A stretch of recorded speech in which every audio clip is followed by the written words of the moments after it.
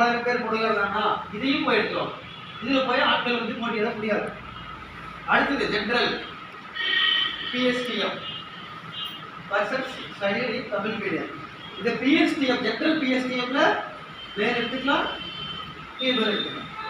இதுக்கு ஒரு 20% 600 பேர். சரியா? அதே மாதிரி ஜெனரல் பிஎஸ்டிஎம் ஃபீமேல் உமன்ஸ் மட்டும் இதுக்கு 30% 20% ஆல் குறிப்பிட்டவரே நம்ம போஸ்ட் வருதுன்னு வச்சுக்கோங்க.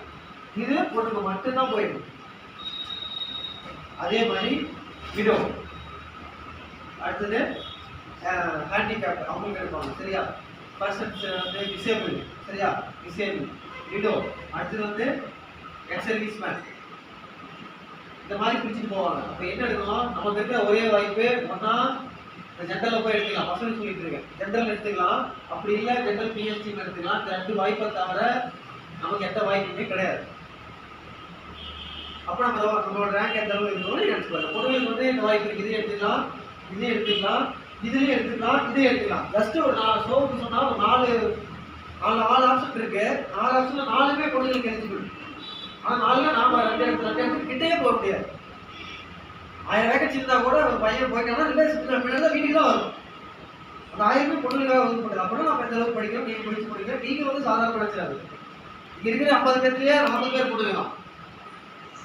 அப்ப தமிழ்நாட்டுல எத்தனை பொண்ணு படிப்பாங்க?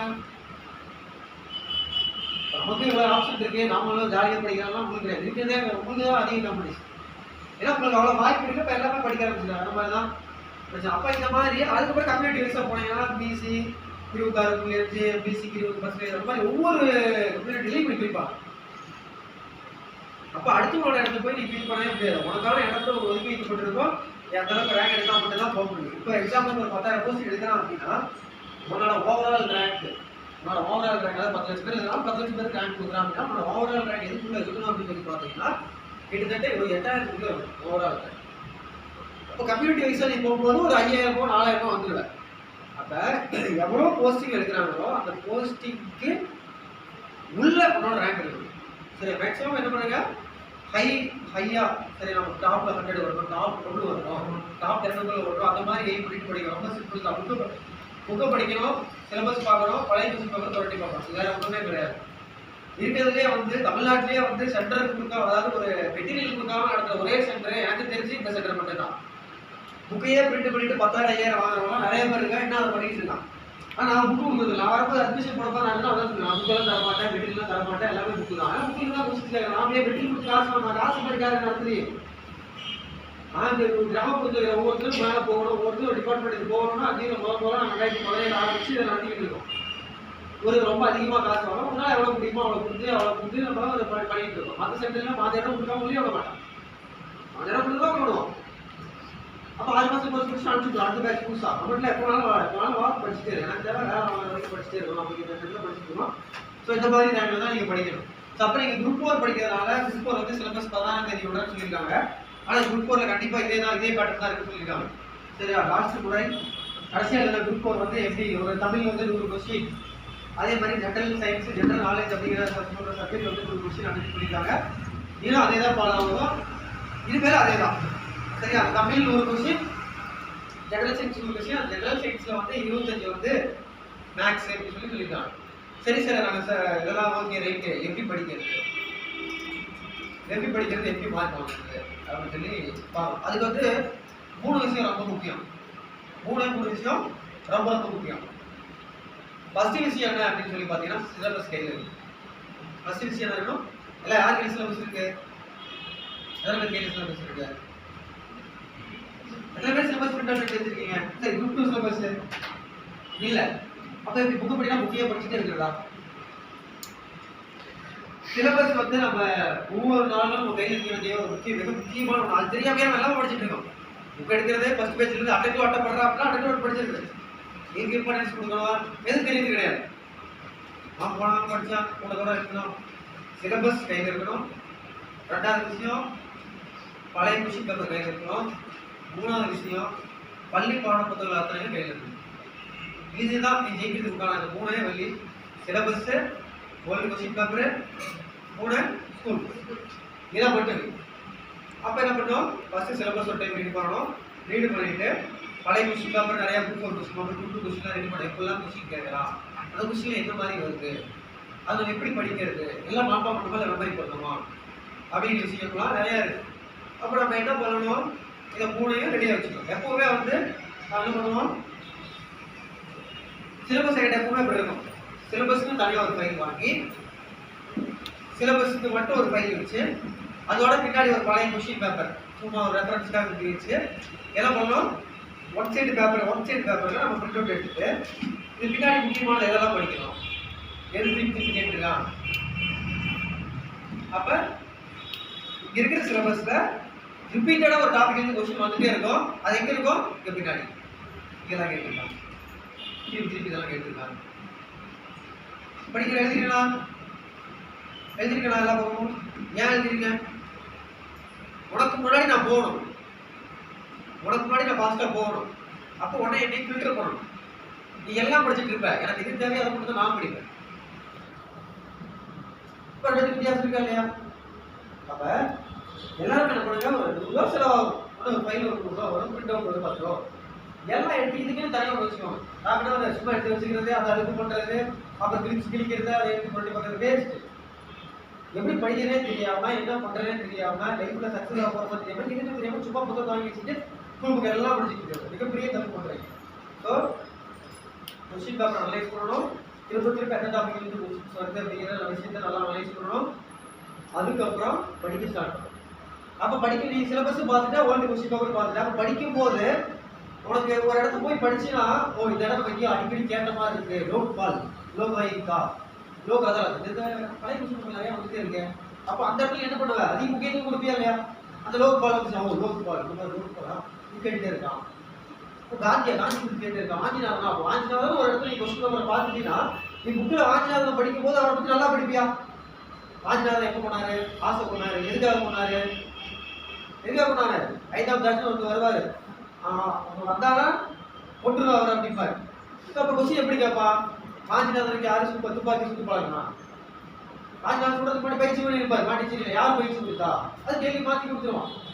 அதுக்கப்புறம் எப்போ மணியாட்சி எப்போ அவர் பண்ணாரு 1911 ஜூன் 17 பண்ணாரு எதுக்காக பண்ணாரு? இந்தியா வர 5ஆம் கிளாஸை எதிர்க்கிறதுக்காக. இவ்வளோ தான். இந்த 3 விஷயத்துல தான் கொஸ்டின் மாற்றி வந்து கேட்பேன். எத்தனை கொஸ்டின் மாதிரி எடுத்துப்பாரு இதுதான் கேட்பேன். அப்போ எந்த சமஸ்தானத்தை சேர்ந்தது வாஞ்சிநாதன்? தஞ்சாவூரா புதுக்கோட்டையா புதுக்கோட்டை சமஸ்தானம் மதுரை சமஸ்தானமா பாளையம் சமஸ்தானமா எந்த சமஸ்தானம் எங்க படிச்சாரு? அப்ப இதெல்லாம் எப்படி தெரியும்? அந்த இடத்துல ஏன் வாஞ்சிநாதன் இம்பார்ட்டன்ஸ் கொடுக்கணும்னு தெரியுமா? பழைய கொஸ்டின் பேப்பர் பார்க்கணும். அப்ப அங்க இம்பார்ட்டன்ஸ் கொடுத்து படிக்கணும். இந்த மாதிரி இந்த 3 விஷயம் இருக்கணும். அது இல்லாத நம்ம எய்ம் பண்ணிக்கணும். ஒரு பாடத்தை நம்ம படிக்கிறோம் அப்படின்னு சொல்லி பார்த்தீங்கன்னா நம்ம என்ன பண்ணணும் புரிஞ்சு படிக்கணும் மெமரி பண்ணணும். அது எப்படி டெக்னிக்கலா ஒரு லாஜிக்கா நம்ம வந்து வச்சுக்கலாம். எப்படி லாஜிக்கா மனப்பாடம் பண்ணாம எப்படி மெமரி பண்ணலாம்? மெமரின்றது என்ன? மனப்பாடம் தான் அப்படி யோசிச்சு சொல்லணும். மனப்பாடம் படிச்சோமா எனக்கு படிச்சோமே இதுவா எத்தனை எல் எந்த திருக்குறள் துப்பாக்கி அந்த மாதிரி அவனுக்கு தெரியாது எப்படி அப்படி. அப்போ நம்ம லாஜிக்கா மெமரியா படிக்கிறோம்னா டக்குனு நம்ம ஏதாவது ஷார்ட்கட் சொன்னா மைண்டில் வந்துடும். 1920 அப்படின்னா டக்குனு ஏதாவது சொல்லிடுவோம். முதலிய வாங்கிக்கணும் இருந்துச்சு அது எதிராக வட்டமாக இருந்துச்சு. அப்போ இந்த மாதிரி படிக்கும் போது சென்ட்ரலில் யார் அதாவது மத்திய இந்தியாவில் மொத்த இந்தியாவுக்கு ஒத்துழைப்பு அமைக்கிறது யார் தலைமையேற்று நடக்கலாம்? தமிழ்நாட்டில் யார் தலைமையேற்று நடக்கலாம்? அப்போ எல்லாமே ஸ்டேட்டு சென்ட்ரல் இப்படி மாற்றி எல்லாமே படிச்சோம்னா ரொம்ப ஈஸியாக இருக்கும். ரொம்ப பெரிய கஷ்டம்லாம் கிடையாது. நமக்கு தேவை புக்கு இருக்கு ஸ்கூல் புக் மட்டும் தான் மிகப்பெரிய நமக்கு ஒரு சொத்து. அதை விட்டுட்டு அவன் படிக்கிறான் அவன் மெட்டீரியல் ரெஃபரண்ட் அங்கே ராஜாஜி சென்டர் போகிறான் அவன் வந்து மெட்டீரியல் படிக்கலாம் இவன் எந்த மெட்டீரியல் படிக்கலாம் அப்படின்னு வந்து இருக்காது. ஃபஸ்ட்டு வந்து போய் படிக்க உட்காருனாலே உன்னோட எண்ணங்களை வந்து பாசிட்டிவ் எனர்ஜி அப்படி வச்சுக்கணும். நீங்கள் அதாவது டிஎன்பிசி வரதுக்கு முன்னாடியே அவனோட எனர்ஜி வந்து பாசிட்டிவ் எனர்ஜி இருந்தாலும் முடியும். நான் கண்டிப்பாக ஒரு வருஷத்தில் ஒரு வேலை வாங்கிக்கிறேன் அப்படின்னு தான் நீ டிஎன்பிசி படிக்கவே வரணும். எல்லாம் படிக்கிறாங்க நானும் படிக்கிறதெல்லாம் வரவே கூடாது. ஒரு பாசிட்டிவ் எனர்ஜியும் பாசிட்டிவ் வைப்ரேஷன் வந்து உடம்புல கொண்டு ஓடிக்கிட்டு இருக்கணும். அதுக்கப்புறம் நீங்கள் வந்து உட்காரு நீயும் புக்கும் ஒன்று சேரும் சரியா? நீயும் புக்கு உனக்கு புக்கை பார்த்தா அவ்வளோ பிடிக்கலாம் படிக்கிறது அவ்வளோ பிடிச்சி படிக்கலாம். அவங்களுக்கு பிடிச்சி படிச்சிங்கன்னா ரொம்ப ஈஸியாக இருக்கும். நினைக்கிற அளவுக்கு எவ்வளோ கஷ்டமாக கேட்பாங்களோ இவ்வளோ கேட்பாங்களா எங்கேயுமே உனக்கு தெரிஞ்சதை நீ என்ன புரிஞ்சு அதை போய் பண்ண அவ்வளோதான். அதோட அவுட்புட்டை கொடு. அதோட அவுட்புட்டை கொடுத்தினாலே உனக்கு வெற்றி வாய்ப்பு வந்து உனக்கு கிடைச்சிடும். ரொம்ப கஷ்டப்படணும் அப்படி இப்படி படிக்கணும் எப்படின்னு கிடையாது. எது படிக்கணுமோ அதை ஒரு நாளைக்கு 6 மணி நேரம் 7 மணி நேரம் மேக்ஸிமம் 8 மணி நேரம் படித்தா போதும். இதுல வந்து குரூப் ஒர்க் பொறுத்தளவு வந்து நான் சொல்ற நோட் பண்ணி வச்சுக்கோங்க. நான் எக்ஸாம் முடிஞ்சதுக்கு அப்புறம் கூட நான் சொல்றேன். 100க்கு 95% கொஸ்டின் கொஸ்டின் கேட்கறாங்கன்னா 95% கொஸ்டின் எங்க கேட்பாங்க அப்படின்னு சொல்லி பாத்தீங்கன்னா ஸ்கூல் மட்டும்தான் கேட்பாங்க. நீங்க வேணா எல்கேஜிக்கு ஆண்டவனா கூட நீ தானே சொன்ன புத்தகத்துக்கு கேட்பாங்க எங்க எடுத்துக்காம கொஸ்டின் நான் எடுத்துக்கலாம். 100க்கு 90 புக்கில் கதை படிச்சுட்டு போய் எக்ஸாம் எழுதினா பார்த்தேன். வேற எதுவுமே பண்ண தேவையில்லை. யார் கூட கம்பேர் பண்ண தேவையில்லை. அவன் படிக்கிறான், அவன் அது இது படிக்கிறான், அவன் இந்த மாதிரி இருக்கீங்க. யாரோட கம்பேர் பண்ணாங்க புக்கை ரொம்ப உடனே அவ்வளோதான் வாங்கி அது சார் அவன் பக்கத்து வீட்டுக்கு அங்கே செட்டில் போகிறான், இந்த செட்டில் போகிறான், அந்த மாதிரி வந்து இருக்காங்க. சரியா? அதே மாதிரி தமிழ் வந்து ஸ்கூல் கொடுக்குறாங்க. 100 ஸ்கூல் புக்கு எல்லாமே இந்த செய்யுள் இலக்கணம் பார்த்துட்டு 14ஆம் தேதி தான் சொல்கிறேன்னு சொல்லியிருக்காங்க. சரியா? ஆனால் ஜிகே வந்து மாற போகிறது கிடையாது. 6வது வந்து 12வது வரைக்கும் இருக்கிற மொத்தம். சரியா? இதெல்லாம் கலெக்ட் பண்ணிக்க. அதாவது 12வது வரைக்கும் கூட தேவையில்லை. உங்கள் லெவலுக்கு 3 லெவலுக்கு 10வது வரைக்கும் இருக்கிற புத்தகத்தை கண்டிப்பாக நீங்கள் வச்சுக்கோங்க. இல்லைன்னா வாங்கி வச்சுக்கோங்க. எக்ஸாம் டைமில் ரொம்ப அரைச்சி பண்ணாதீங்க. எமர்ஜென்சியாக போய் ரெடி பண்ணி வச்சுக்கோங்க. எப்போ நோட்டிஃபிகேஷன் வருது தெரியாது. மேபி பிப்ரவரியில் வரலாம், இல்லைன்னா தனியும் போகலாம். ஆனால் பிப்ரவரி 8 பண்ணிட்டு மார்ச் 8 வச்சு நீங்கள் படிச்சுக்கலாம். மார்ச்சுக்குள்ளே முடியும். எல்லாமே சொல்கிற மாதிரி நானும் சொல்லிடுறேன். இப்போ ஆரம்பிச்சா கூட முடிச்சிடலாம். அந்த எல்லாமே சொல்லுவாங்கல்ல, அதே மாதிரி இப்போ நீ நினச்சா கூட அந்த சிலபஸ் முடிச்சிடலாம். டைம் வேஸ்ட் பண்ணக்கூடாது. மாணவர்கள் உறுதியாக இருக்கணும். பாசி நினச்சோட போய் டீக்க உட்காந்துனா கூட அடுத்த பிப்ரவரியில் வர மார்ச் எக்ஸாம் கூட நீ பாஸ் பண்ணணும். ஆனால் டைம் வேஸ்ட் பண்ணக்கூடாது. தேவையில்லாத அட்டைகள் தவிர்க்கணும், தேவையில்லாத நட்புகளை தவிர்க்கணும். இதெல்லாம் தவிர்த்துட்டு என்ன படிக்கணும், நம்ம லைஃப்க்கு எது தேவை அப்படி படிக்கணும். அது வந்து பெருசாக ஒன்றும் சொல்ல தேவையில்லை. சரியா? இப்போ சிலபஸ் மட்டும் சொல்லிடுறேன். ஜிகே சிலபஸ் தமிழ் வந்து ஸ்கூல் புக்கு தான். சரியா? தமிழை வந்து எல்லாருமே மார்க் 95 மார்க் வந்து எல்லாருமே எடுத்துருவாங்க. யாருமே தமிழ் எடுக்க மாட்டாங்க அப்படிலாம் கிடையாது. போதுமா?